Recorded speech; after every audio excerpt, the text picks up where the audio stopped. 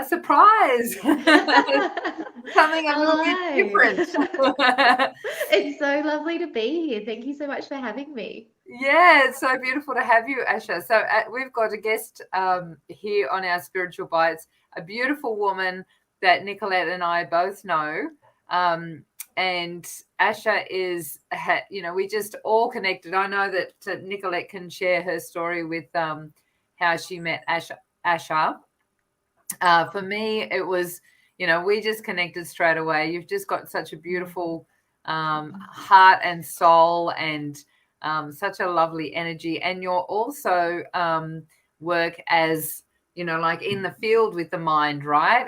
And spirit. So can you just tell us a little bit about yourself, Asha? Yeah, absolutely. Thank you so much, Elizabeth. That's so lovely. And I definitely feel the same way about both of you ladies. And, I was just reflecting when I was asked to join you both today, how privileged I feel that the universe has brought both of you into my life. And yeah, I felt the exact same way the very first second I met the both of you. So it's really nice to be able to collaborate today like this. So yeah, my background is in psychology. I've had 10 years working with people in a clinical setting. And then when Corona hit, I really wanted to offer some of the strategies and philosophies that I had seen work really well in private settings, and make them more accessible for everyone who was obviously going through an adjustment period. And that's such a big transition in going from a private setting and a clinical setting into more of an online space, and supporting people more publicly, I guess. So that's what I do now, and I work with businesses in mindset coaching, and actually teach a custom system of self-actualization, which obviously brings in mind, body, and spirit. So yeah, I feel really privileged to do the work that I do, and always humbled by the beautiful people that it brings into my life. And it's really just a joy to share, because that's exactly why I made the transition, so I could share and connect with as many beautiful people as possible, and help them share their light as well. So That's awesome. And it's so beautiful too. It's a big shift from working in a clinical setting and having a stable routine and income and all that sort of stuff, to opening up and jumping the chasm and stepping into the unknown, and moving into that space with other women. So well done to you. oh, thank you so much. Thank you. That really resonates, and definitely having to practice what I preach through that transition. Embracing all the discomfort and everything, and a whole bunch of new learning. But I think that's part of the fun and the journey, and then also how we get to pay it forward inevitably as well. So absolutely, you learn from experience, right? Yeah, absolutely. Absolutely. Yeah. And good morning to you, Nicolette. You're sitting there quietly in the background. Watching the magic. Yeah. So just really quickly, Nicolette, how did you connect with Asha? Well, originally we connected through an online course that we were both doing, and Asha reached out to have a healing session with me. And that session, and the instant that we met, was that feeling of, oh, I know this person from probably many lifetimes. And I quickly recognized that Asha was going to be a friend for life. And we've done so many things together. More like fairly recently, Asha presented at one of my retreats to my clients, and that was a privilege to see her in everything that she has created for her business and mission, to see her present that and have it deepen the experience of my clients. She's a weapon in the field. Let's just say. Oh, I love that. So I just wanted to say thank you to everyone that's on here and saying hello. So anyone, I can see we've got a few people on. So if you want to just say hello in the chat, it would be lovely. So lovely to see you, Kathy, here. Kathy's here, and Helen's here. Ian's here, and Helen's here. Helen's one of our constants on here. What do you call that when you say, you know, like she's yeah, we love you dearly. We love you dearly. So today we're talking about grief, which is a really interesting topic, isn't it? Because and so at for where we're at the moment, because there's so many different layers and levels to grief that not many people actually understand, really. Sometimes people have no realization that they're actually going through grief. I know this just my own process. I remember my dad died when I was 15, and I went on a 10-year binge, big time, numbing myself out and doing crazy stuff with, you know, partner in crime, the father of my kids.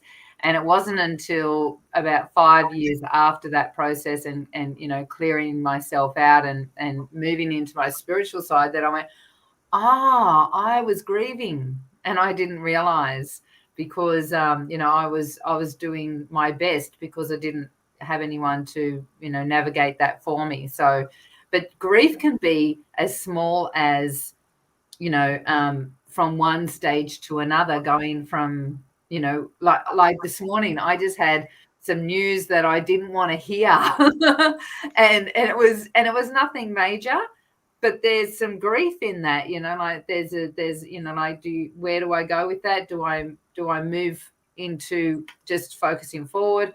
I acknowledge the grief, you know, and move on because it wasn't a big thing. But I believe that there's grief in so many different stages, because when there's the growth of something new, then there's the death of something that's, you know, that the stage before, right? And we're constantly growing. Stages, we're constantly growing and evolving, so therefore we're constantly grieving. Yeah. And there's a death cycle. Version of ourselves.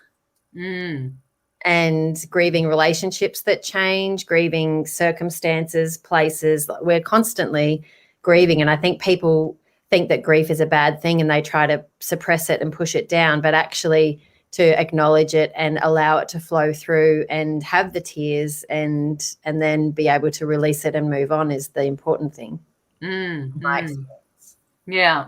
And know that that's the cycle, right? Because when, like, grief is a little bit taboo as well in society, isn't it? So there's this, you know, like, oh, we can't show that side of ourselves, or, you know, whatever, and so we tend to suppress it.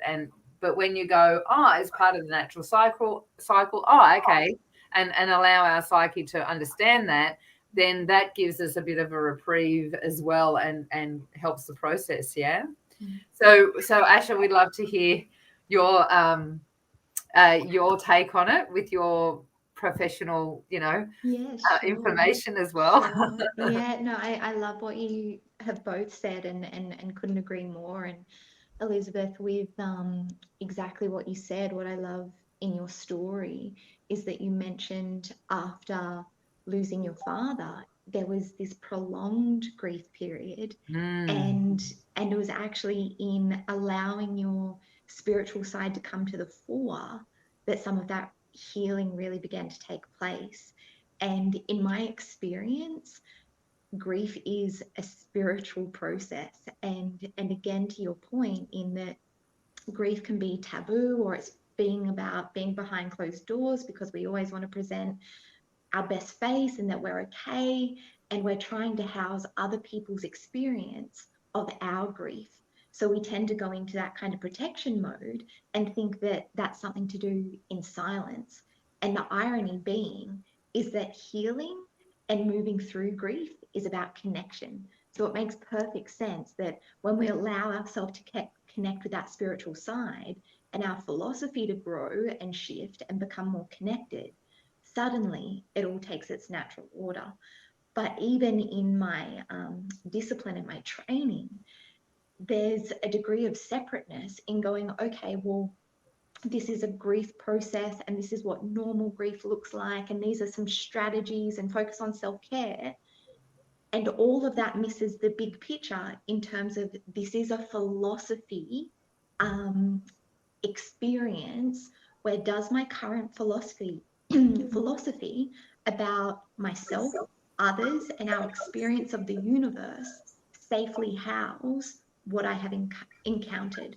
And it's not until discussions get that big and then you team it with the healing modalities and strategies and build that tribe up where these things can be in flow and grace, and we recognize the universal experience. That's when we transition out of it and become more of our higher self or transcendental self, because now we actually can, like Nicolette said, see it for what it is, which is a continual growth journey throughout life. And when we see grief as growth and acknowledging and honoring that part of our life, then we can safely begin to start to safely house it. So that would be my initial thoughts. I want to highlight what you said about other people, housing other people's experience of our grief, because it's a natural reaction. I had an experience just yesterday. I was in, I stayed in Milton in Brisbane on Saturday night. No, sorry, not yesterday, day before. And on Saturday, I spent a bit of time in the area that I used to live with my two children. And, you know, when COVID hit, Millie and I moved to Toowoomba and Tom stayed in Brisbane with his dad, and we left Milton. We left that unit there and the life that we had there. And sitting there at the cafe, I could see myself walking the kids to the train station and what my life was then. And I didn't know that grief was still there until confronted with the experience of being in the place, the environment. Yeah, and the beautiful soul that I was with, I was like, oh, I'm so sorry. And I just started crying. And she was like, it's fine. You cry if you need to cry. Yeah, but I had that natural reaction of, this isn't appropriate right now. I shouldn't be grieving right now. It's really interesting, isn't it? Hey, because we think of others, we've been conditioned and to think of what others will experience us as, or, you know, think of others outside of ourselves instead of allowing a natural process to be happening in our body, and letting that flow. Yeah, absolutely. And what I can also hear in what Nicolette has said, because she's so insightful and so self-reflective, how quickly you were able to identify that this is a grief process for me, and what I'm feeling right now is actually grief. Because a lot of people might have felt really overwhelmed or sad or some kind of strong emotional response to that, and then can also make really big life decisions and going, well, if I'm feeling this way about it, then something must be wrong, and now I've suddenly got to fix that. Yes, or I need to move back so I no longer feel this.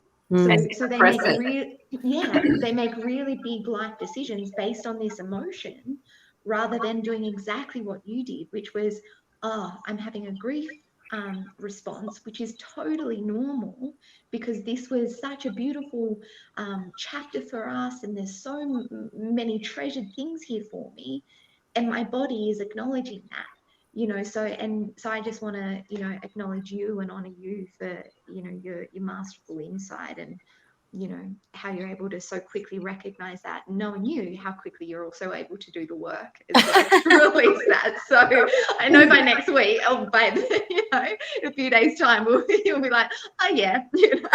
So. And it's really like, this is where I've always said, and I want to address something that Helen just brought up in a minute as well, but this is where I've always felt like labels are, there's a dichotomy to labeling, because I think that when you're having an experience, to label it and to understand it with, oh, this is what I'm experiencing, is a good thing, because it gives you a relief. It gives your conscious mind the ability to somewhere to put it, lock it in, and then once you've labeled it, then you can let go of the label, and this is one of those great, okay, this is grief. So, people can go into sadness and all these things. Oh, I'm feeling this, but if they don't recognize it as grief, the cycle can go out of whack and either perpetuate something else or be suppressed and locked into the body, right? And so, when you label it and go, oh, this is what I'm experiencing, and I'm okay with that. I had a client once years ago whose husband had an affair and left her after 25 years. And she was just shattered. And she came to me, wanting me to clear her grief. And I said, we can work on your confidence and all these things, but grief is a natural process, and it's something you actually need to go through. So let's work with it. I can't clear it. I think you need to work with it, and then let's work on your confidence instead, So I just wanted to bring up something that Helen's just brought up. Helen said that she felt huge grief when Melbourne went back into lockdown, because she used to live in Melbourne. And she's relieved she's not there this time, and mixed emotions. Who would love to talk about what's going on at the moment and grief around this whole idea that our world has completely changed, right? And where our conscious and subconscious may be totally in disarray and not functioning well because of that, because we don't have that safety. Because things have changed so rapidly and so dramatically for a lot of people. And so their subconscious is still trying to place where they are, and what's actually happening is completely different to that. So there's a lot of people feeling very lost.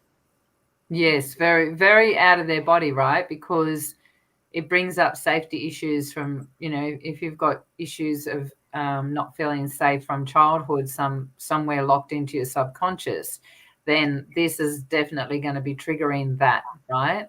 And so, it's what are your thoughts on how to support people through this time? It's such a great question and such a great point, because like we've been talking about, there will be a natural grief and readjustment period through all of this, because we're not just grieving the loss of a certain quality of life indicators, like being able to go to the cafe or catch up with a friend this weekend, where we're grieving the fact that we are actually going through a global transition right now. So letting go of all of those global norms and allowing space for that wave to actually come and go, and then also be gentle with ourselves as for all the ebbs and flows.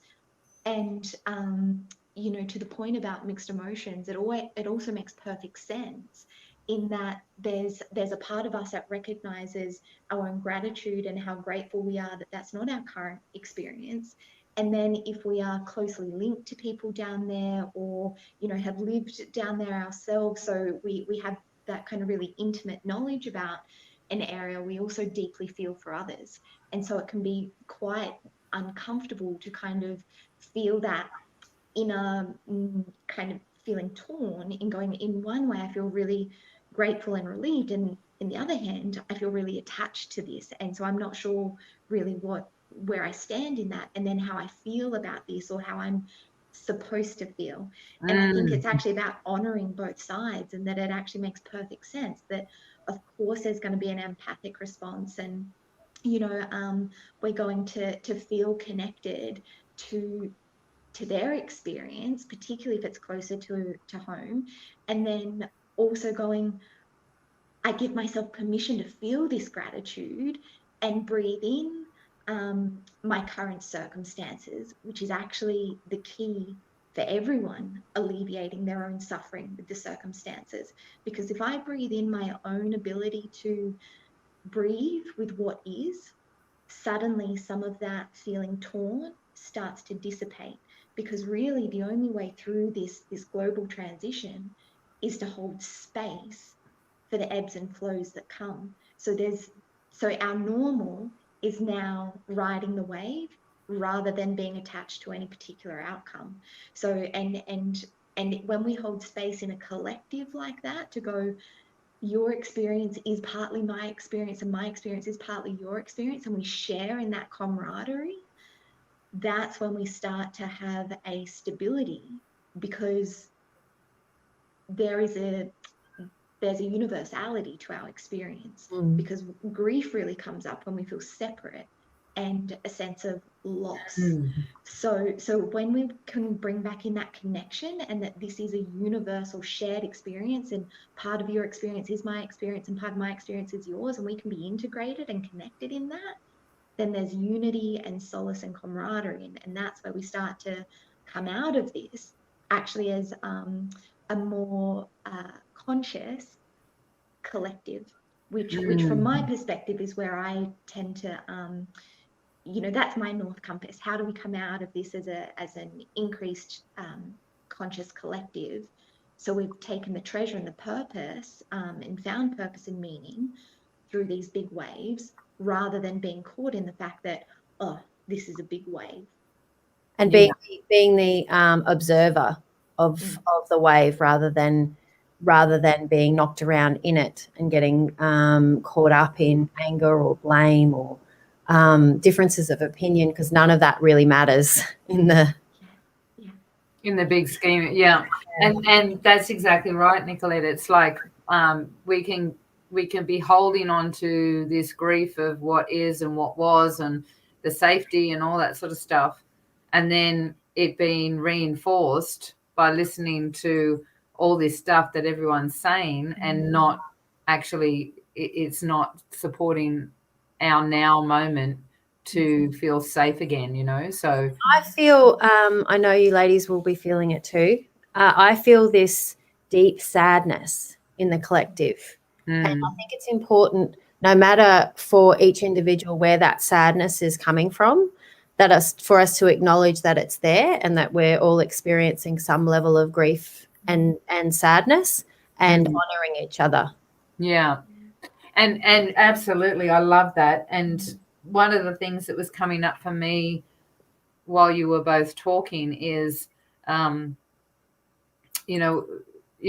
relation to Helen's statement of the mixed emotions, and even just feeling grief and and lack of support and safety and all the other things that come with that, is to, in any moment that you're feeling that, to breathe in through your nose, and as you breathe out through your mouth, just imagine that all that energy is going out through your tailbone or out through the bottom of your body, and you're just releasing all of that energy, so that that's giving you a reprieve in the cells of your body, so that I'm going to just sink back into my body and let some of that energy of chaos that's happening, within the nervous system, to slowly dissipate, and just have a moment to pause.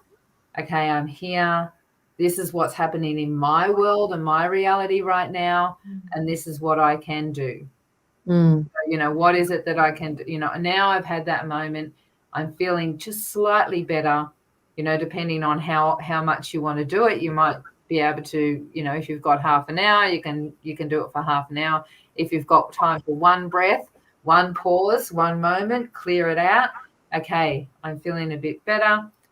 What do I need to do now? And that's going to help you let go of all of that stuff, and the stuff that's inflamed within your body, to come back to the present. Yeah, to come back into the present. Yeah. I'm just being reminded of a little synchronicity as well. Yesterday, I, by happenstance, heard a little quote that I'm fairly sure it was John Lennon's grandmother. To your point earlier, Elizabeth, about language and being able to label things, and the power of acknowledging, okay, I've got sadness here. This is a grief response. And then being able to let it go in that moment, recognizing that my heart or body is communicating to me that I really care, because that's all the grief response is. My body and mind and spirit is just indicating to me how deeply I care, and that's okay. This quote about John Lennon's grandmother, she said, words are magic. You were not grieving, you were healing. Mm. And that was just such a powerful reframe for me. It And actually it was the brought first tears time. to my I eyes. know, Yeah. and it's I've got shivers. Yeah. It's not, and that was the very first time I'd heard that. And when I heard it, and I'd heard that she had these was deeply rooted in Eastern philosophy, and then you see how that transitioned through John Lennon's music and some of the messages there. You can really hear that inner wisdom throughout it, and that ability to acknowledge I am healing. Just that change as a culture. Absolutely. Yeah. It dramatically changes how we nurture ourselves. And suddenly it doesn't have to be something that is behind closed doors, or that isn't that people are fearful of, because if I'm healing, then there's growth and life, and again, to your point, Elizabeth, about being something that we move through that healing process and walking through. If I am healing through that, the imagery that I get is literally the green shoots growing as I'm healing. And then suddenly there's new life and breath, and that then becomes inclusive. So anyway, Yes, some of those so synchronicities true. that popped up, and and I just wanted to add to that. One of the things that's really important for us all to remember is that in this moment of information technology, we can recognize and access any information that we choose to validate our response to what's going on. So if you want to believe this is a positive thing, then you can find and validate that. There's information to validate that. If you want to see this as a negative thing, there's information and out there to validate that. So whatever you put into your reality, you're going to be able to validate that. absolutely. So when you think about this from a spiritual perspective, then wouldn't it be great if we were, as spiritual beings that are all here having a physical experience, validating that we are transitioning into a higher process here and a higher vibration, and focus on that rather than the doom and gloom of it, because the more of us that do that, and I'm inviting and encouraging all 8 people that are on here watching. Thank you. We love you all. To focus on that at least this week, to be aware of when you move into the doom and gloom of it, and just go, wait a minute, we're grieving, we're healing, and we're going to transition, and this is a beautiful positive thing, and I feel a lot more lighter because of it, and start raising that vibration of the planet as individuals, so that we can help support the collective to transition quicker. As spiritual leaders, I think it's really important to hold space for everyone who's transitioning, and be that example of what we're focusing on, and with exactly what you were just saying, Elizabeth. So I think that if we all took that mantle of taking responsibility for what we're focusing on, It's really important, and that allows other people to do the same, or encourages other people to do the same by the example that we lead. Oh, I just got to say, I love that, Nicolette, that whole thing of take responsibility. That's so powerful. Take responsibility for what you're focusing on, because we can get so caught up that, you know, the little me is just, what can I do? Well, take responsibility on what you're focusing on, because everything is first, right? So that's so beautiful. So we've just had and I really love this.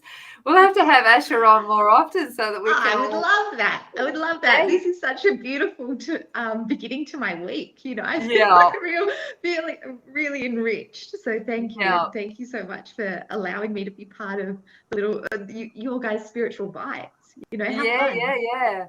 Yeah, well, we all get on, like, we flow and dance really well together, right? So we all get on extremely well. And so what's happening for you? We always finish with what's happening for us for the week. So I'll, as our guest, Asha, what is happening for you this week? And have you got anything that you can promote to the ladies that are on here? Yeah, sure. So this week is actually my week is actually wrapping up with my second wedding anniversary. So I've got some time away with my husband, which is really nice. So it's a bit of a special week in that way for me personally. I will be running a free webinar before too long on the framework that I teach to kind of give people a little bit of a map on how to move from, you know, grief, suffering through to that higher level of conscious being. So if they'd like to keep an eye out for that, I'd really love to contribute to your beautiful tribe in that way. And if you can put that in when you get that all ready, if you want to put that in the link in the I know that you'll have to do it in Women of Light. I'm assuming that you're okay with that too, Nicolette? I shouldn't presume. Just put it in the links in the thread, and so people can access it. That'd be great. Beautiful, thank you. Yeah, I would love to continue to share the journey with, you know, all the beautiful light workers and wonderful women you've you know, brought into our sphere. And then if there's also a little free PDF that they can download on Light Tower's website, which is my company, which also takes them through a few kind of perceptual traps that the mind will easily go into, particularly in times of grief, and then a little technique on how to change state out of that. So that's there for them to download freely as well, and I can pop a little link there so they can find that. Awesome, sounds excellent. Thank you, Asha. We've loved having you on. Thank you so much. It honestly is such a joy. It's such a privilege. Nicolette, what's happening in your world? You've got your art gallery launch? Yes, my gallery opening is on the 24th. So if you're in Toowoomba or close by Toowoomba and would like to come to that, that's at 6 p.m. on the 24th here in my gallery space. And so I'm working on that, and I'm just wrapping up my 4th deck of Oracle cards, which is I'm super excited about, because it's literally a catalogue of all of the meditations that I have done and recorded, a QR code on one side of the card and my latest set of artworks on the other side. So I'm just in the midst of wrapping that up today and putting it to print so that I have it here for the gallery opening. So. Oh, that's awesome. I saw that you did a beautiful dolphin blue, like there was one I saw in your Insta story, or not an Insta, I think it was a Facebook story the other day. And I just, like, wow, you know, it was beautiful. I mean, all of your artwork is beautiful, but that one I just went, oh, wow, that's amazing the way you've put that all together. So, and there's actually a meditation in there that Asha and I led together. So she makes an appearance in that deck. And I will also be absolutely front I'll be knocking on the door early for Nicolette's opening on the 24th and be there with, most probably a bottle of champagne in tow. So don't turn up too early with the champagne, Asha, because okay, good point. And just on that, I've been so privileged in experiencing Nicolette's beautiful gallery space, and every time I walk into that space that she has created, I just have this sense of overwhelming warmth, and each and every time I take this really deep breath, and it's like, so that would be my come and breathe it in, people. Come and breathe it in, because it really is magical. It's such a special place, and I love being able to visit there every time that I do. I'm lucky and privileged that I actually did have the opportunity to see the space as well and know what you're talking about. Unfortunately, I won't be able to come to the gallery viewing unless I do the online one, which I did think you're doing. Yeah, I'm going to do an online one after. Yeah, so I'll have to go to that one. So what I've got on is in 3 days' time is my monthly meetup, Women of Light Movement monthly meetup, and it's on how to get meditations and visualizations or affirmations to work for you. So that's on in 3 days' time. So we'll be able to pop the link in to this as well. I should have told Irene to do that already, but I didn't think of it. So yeah. Thank you so much, ladies. And looking forward. Thank you, everyone that's been on here and staying with us all the way to the end, because we have gone a little bit over, but we would love to see you back on, Asha. I'm sure we'll have to have a chat about that. It's a big yes from me. So, you just tell me when, and I will be yeah.